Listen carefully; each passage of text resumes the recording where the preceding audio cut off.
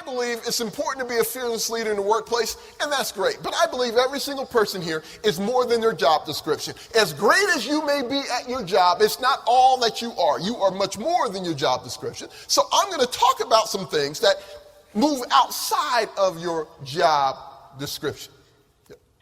And so this new reality that I'm talking about, let me tell you the new reality I'm living with right now. My lovely wife, I married way up, and I'm saying that because I know I'm recorded, but it's true. But it is true, okay? My lovely wife and I, 15 years married, all right? We just celebrated our 15-year wedding anniversary not too long ago. Thank you. Appreciate it. So that's my first new reality I'm transitioning into. Then my oldest daughter just turned 14. That's my daughter Taylor. New reality. Now my youngest daughter, Madison, she just turned 10. But if you knew Madison, you would also go, oh, okay. So that's the new reality I'm living with. But you got to realize, I also just turned 40. Okay, now, this is a good thing. So the day I turned 40, something happened. I just became a fearless leader. I don't know what it was. But I walked in, woke up that morning, I got up. I looked at my wife, I looked at my girls. I said, listen, there's going to be some changes around here. I said, I'm 40 and I'm a man. Okay.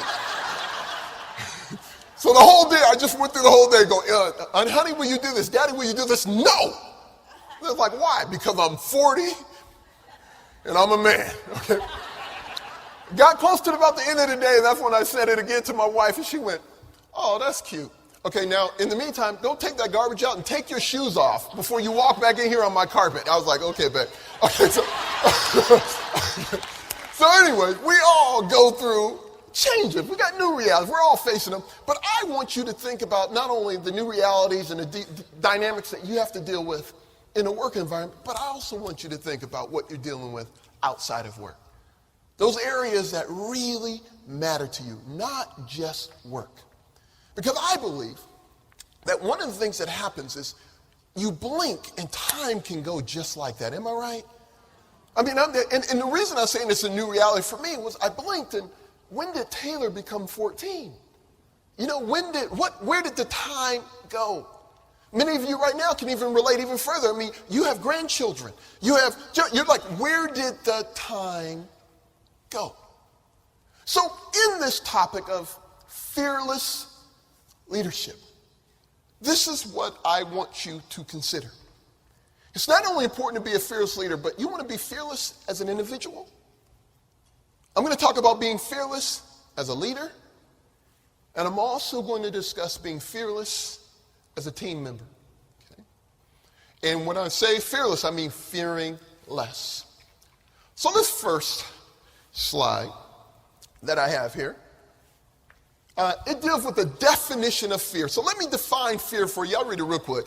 It's an unpleasant, often strong emotion caused by the anticipation of or awareness of danger. It's an unpleasant, often strong emotion caused by anticipation or awareness of danger. It didn't say actual danger. It just says awareness of danger. Fear is an emotion. It's what I'm imagining. The only access I have to the future is my imagination. And what happens many times is I allow fear to get in the way of an action because of what I'm imagining. Now I'm going to bring it a little closer to home. And for this reason, I believe we all have lost out on some things. And I believe the culprit or the great destroyer of what we can actually experience has been fear. It's false evidence appearing real. It's what we believe might happen, and as a result, we don't act. Now I'm going to give you all kinds of examples of that, but what I want to point out when it comes to the reason why There's times where I may not have changed in the method that I should have or in a way that I should have. I have to sit there and think about at times, and I want you to do the same thing. What things have you lost out on? What has fear cost you? Has there been a price that you've paid because of fear? I'm going to go over several. Maybe it's the fear of rejection.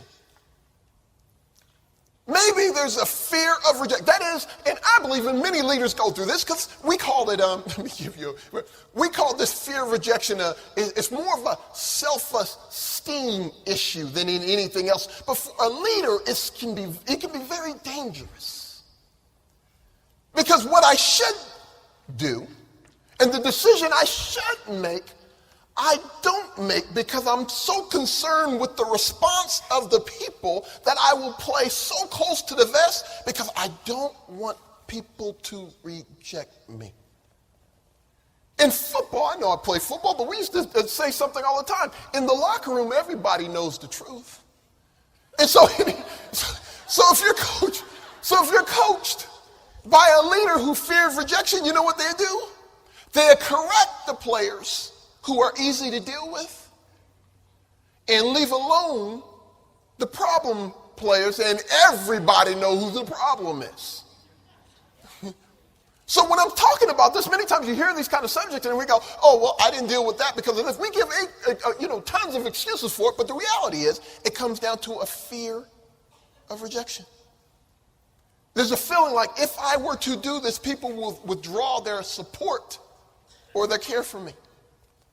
I deal with fear of rejection a lot, and let me tell you where it got in the way of me. Now, we're talking about being a fearless leader, but it covers all these areas. My desire is to have an incredible marriage with my wife. That's my desire. Okay. But I fear rejection. Okay. So, there's a battle that takes place sometimes. Like, how much do I really desire a great marriage? And it battles against my fear of rejection. So if I make a request or I try to do something special and she doesn't respond properly,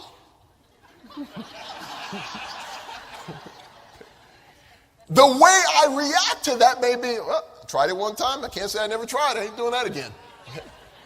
Now, the lingering consequence of that is what? The incredible relationship, the opportunity that exists out there, I won't see.